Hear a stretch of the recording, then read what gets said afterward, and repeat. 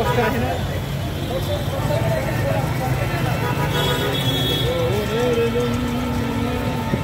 দেখ শালা বেটা দেখ তাকে হিলাম দেওয়া হয়নি যে তো নিজেরই বসে গে দেখি পারে না বসতে এখন মনে বসতে একটু হয়তো একটু করে মনে হয় বড় হয়ে গেছে বাপের গোদ বাপ গোপ ভালো না ছেলের গোদ ভালো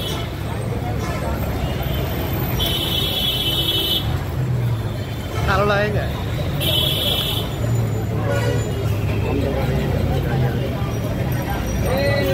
হাজরা আমার বসা থেকে এক পয়সা নাই বিশ্বাস কর লোক ভাববো আর না লোক ভাবলে কি না ভাবলে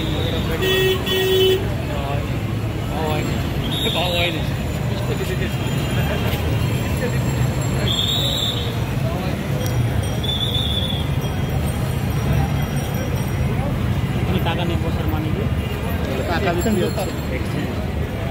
টাকা লাগবে ধরে যে 1000-এ ধর 20 টাকা বেশি দেবে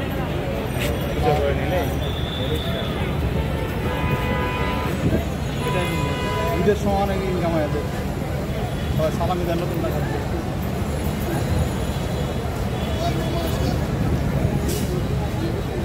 আরে তুই শান্ত না আমার বৃষ্টি হতে পারে রে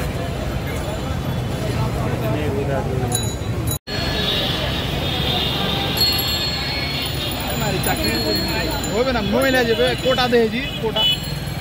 আন্দোলন চলতে পারে দেখতে পাবো সামনে কোটা আন্দোলন হাঁটে যাওয়া ভালো ছিল রিক্সা চালাতে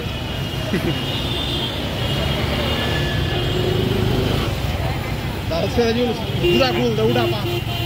জুতা খুলে এটা খুলে জুতাটা উঠিয়ে পা খোলা যাবে না খোলা যাবে না আমি খুলছি খোলা যাবে না বস এদিকে বসে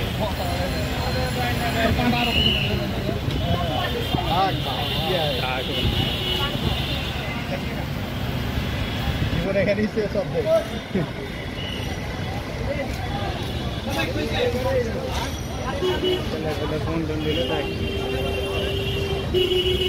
ব্যস্ত ছিলাম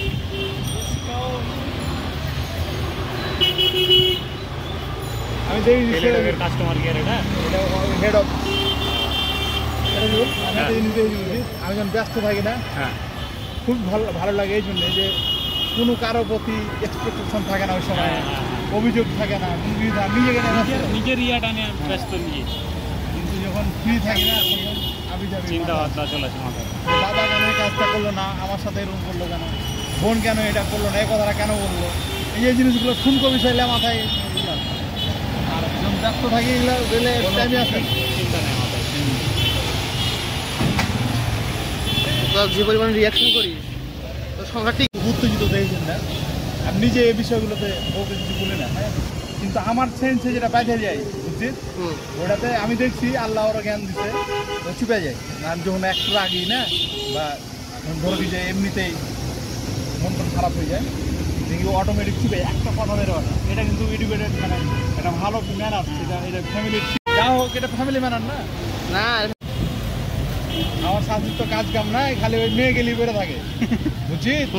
আইসা ডায়লগ দেয় আমার বাড়িতে এসে মানে আমার মা তো নাই আব্বা আমি আর বোন বুঝছিস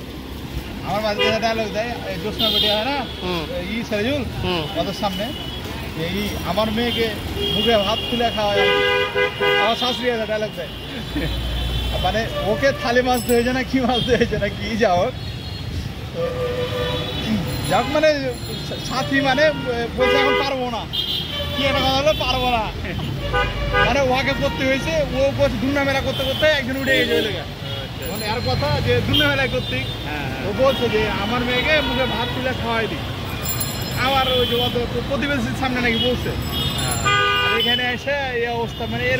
এই অবস্থা বলে নাই বলছে আমি তো আল্লাহ যে বড় করেছি আমার মেয়েকে এরকম বলে ডাইরেক্ট আমি তো জানি না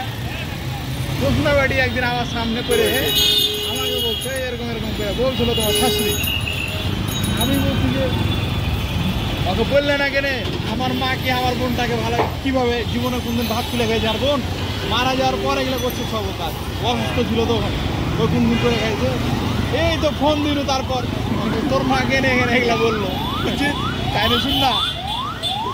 এখানে ফোন দিয়েছি, তোর মা এখানে এসে আমার এলাকা, তুই এখানে স্যাটিসফাইড দেওয়ার কেউ না, মানে এক্সপ্লেন করার কেউ না, তোর মাকে বলবি কেন বললে এবার তোর মার সাথে ঝগড়া করে উল্টা পাল্টা এমন কথা শোনায় যে কি গুণা শোনা যায় যে আমি ওরা জানে। আমার শাশুড়ি কানা মানা হয়ে চলে এসছে আমার কাছে, ওর বাড়ি গেছে আমি শুননা কাহিনি। আমার বলছে বাবা আমি তো এইভাবে করে এটা মিন করি না, আমি বলছি যে আমার মেয়েকে তো আমি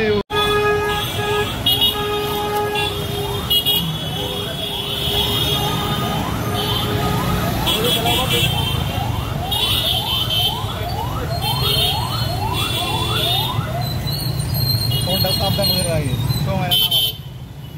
জ্ঞান আছে যদিও পালে ধরো না।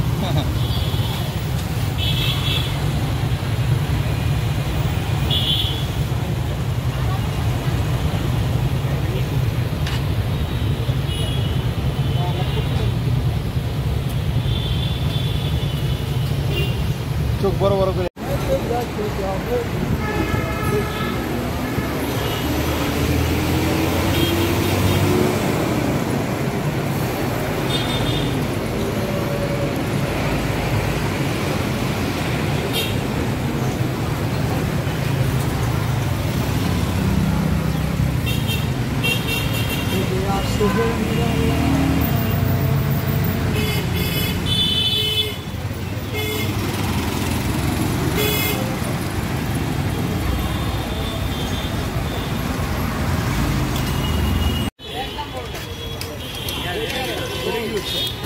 সুন্দর বিল্ডিং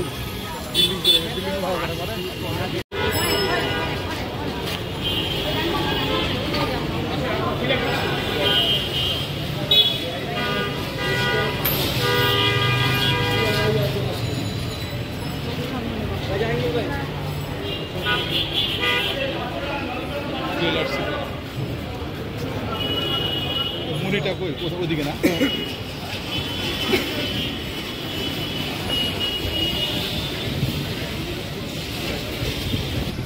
তুই আমাকে একটা সাজেশন দে, আমি ওইটা ছেড়ে দেবো বাসা। হ্যাঁ তাহলে কোন জায়গায় থাকবো? আমি কি করে দেবো? নিউ মার্কেট এদিকে আসবো না ওদিকে?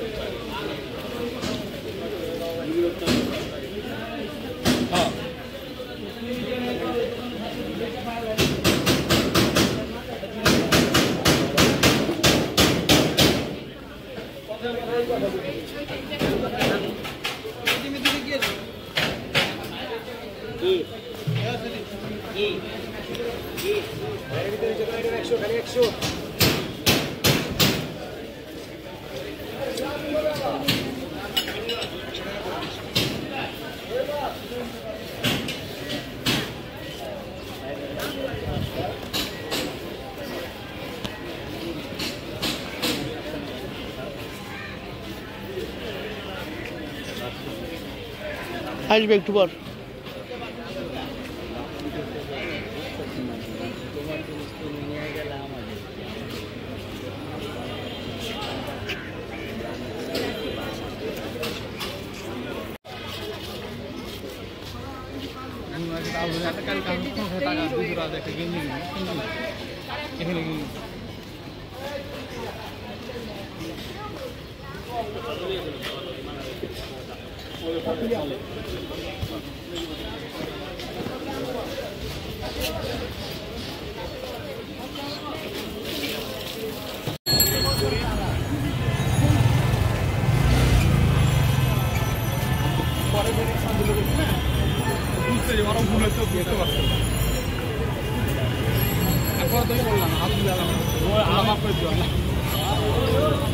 নিজের আমার অনুষ্ঠান